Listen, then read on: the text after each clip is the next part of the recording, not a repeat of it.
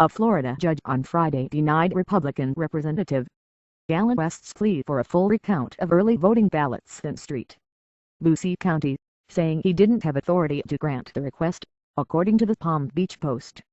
After last week's election, Mr. West, the one-term congressman and Tea Party favorite, trails Democratic challenger Patrick Murphy by about 1,900 votes, or just outside the margin needed for an automatic recount under state law. St. Lucie, one of 3 counties that have precincts in the 18th Congressional District, had problems counting ballots from early voting, and did a recount of 3 days' worth of ballots, but Mr. West wants a recount of all 8 days. The county canvassing board is slated to meet later on Friday to decide whether it will order a full recount. Mr. Murphy's lawyer, though, said the Democrat would try to block that recount should the board order it. The head of both the National Democratic and Republican Party committees have weighed in on the increasingly partisan battle, with Democratic National Committee Chairwoman Debbie Wasserman Schultz slamming Florida Gov.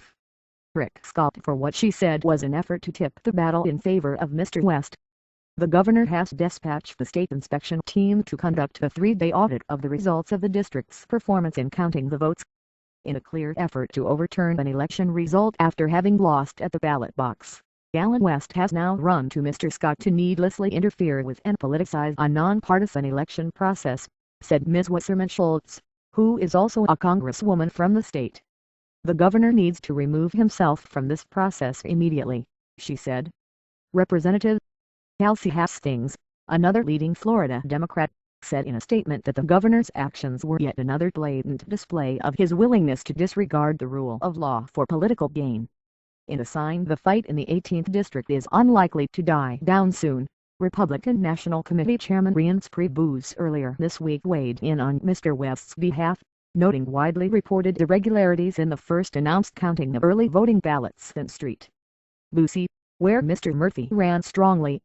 The Florida Republican Party is also strongly backing Mr. West's challenge. This is not about any one candidate, Mr. Priebus contended.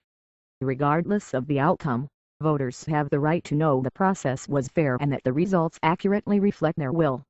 St. Lucie Elections Supervisor Gertrude Walker argued in court Friday that she doesn't have the authority to order a recount, and said Mr. West should wait until next week, when the results are officially certified, to make a challenge.